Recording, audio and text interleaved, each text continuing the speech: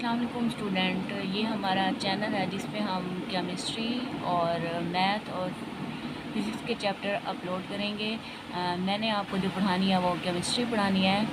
हम स्टार्ट कर रहे हैं 9th क्लास की केमिस्ट्री से, जिसमें मैं स्टार्ट कर रही हूँ चैप्टर नंबर 11। और इस चैप्टर का नाम आपको पता होगा कि ये चैप्टर है हाइड्रोकार्बन।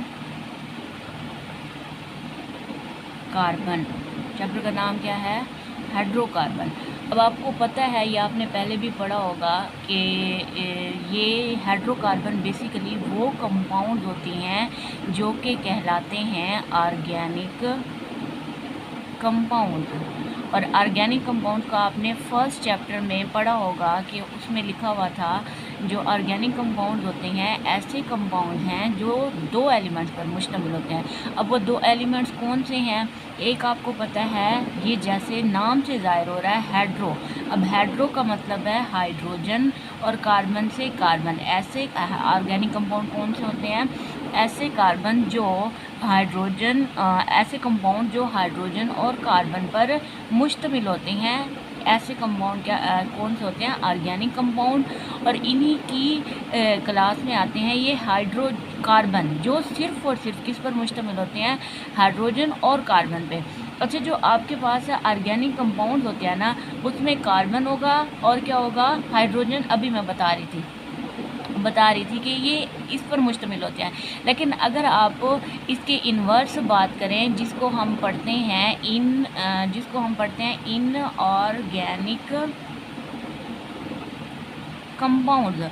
और जो इनऑर्गेनिक कंपाउंड्स हैं, ये वो कार्बन है अदर देन कार्बन और हाइड्रोजन। जैसे आप देख सकते हो, जैसे आयनिक कंपाउंड होते हैं ना डिफरेंट, जिसमें हम पढ़ते हैं NaCl का।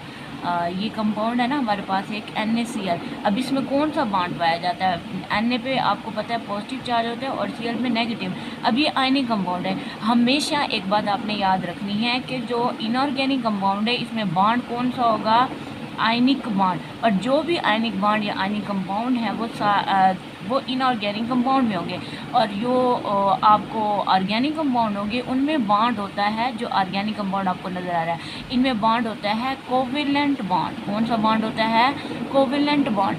अब आयनिक बॉन्ड और कोवेलेंट बॉन्ड कौन सा होता है, ये चीज़ भी आपको पता है कि जो कोवेलेंट बॉन्ड है ये म्यूचुअल शेयरिंग ऑफ इलेक्ट्रॉन से बनता है। जैसे हमारे पास एक कंपाउंड होता है ना, फर्स्ट कंपाउंड है जैसे मीथेन का, उसका फार्मूला क्या होता है? CH4। तो उसको हम अगर ऐसे लिख लें, ये C1 हो गया, हाइड्रोजन कितने हैं? 4। ये एक हाइड्रोजन हो गया, ये एक हाइड्रोजन हो गया, ये एक हाइड्रोजन। अब इसमें आपको जो बॉन्डिंग नज़र आ रही है, ये बॉन्ड है, ये बॉन्ड है, ये बॉन्ड, इसी को ही हम क्या कहते हैं? Covalent bond.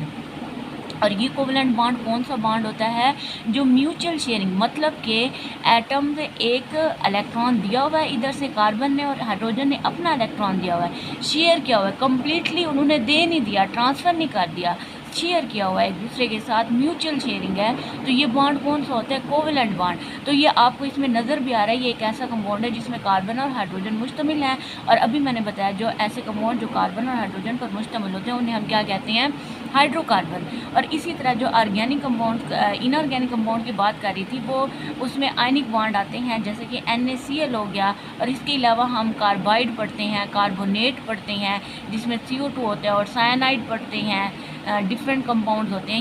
ये सारे के सारे किस में आएंगे? इनऑर्गेनिक कंपाउंड में।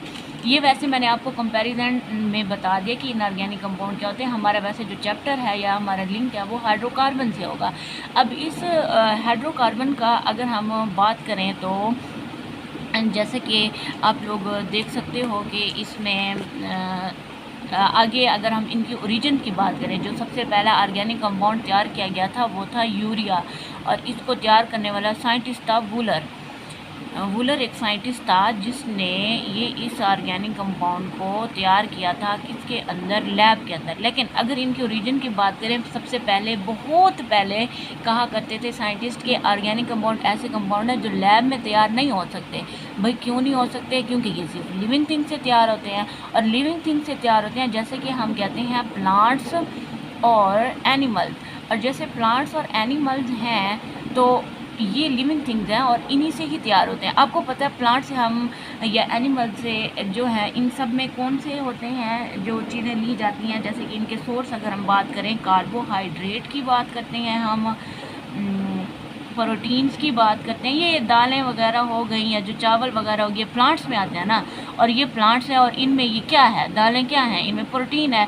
जो कार्बोहाइड्रेट्स हैं जिसमें ग्लूकोज और फ्रैक्टोज पढ़ते हो, और ये सारे के सारे ये किस में पाए जाते हैं, ये और स्टार्च वगैरह हो गए, ये लिपिड्स हो गए, जो आयल इसमें आते हैं, फैट्स आते हैं, फैट्स आयल, ये मक्खन हो गया, आयल, ये सारे के सारे मक्खन या ये किससे हम हासिल करते हैं, मक्खन तो हम एनिमल से हासिल करते हैं, और जो आयल है वो आपको पता है वेजिटेबल आयल, इन चीज़ों से हासिल होता है प्लांट से।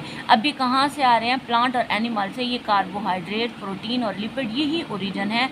और इनका ग्लूकोज का, अगर आप कार्बोहाइड्रेट का अगर हम फार्मूला देखते हैं, क्या होता है, ग्लूकोज फ्रैक्टोज होता है ना इनमें, C6H12O6।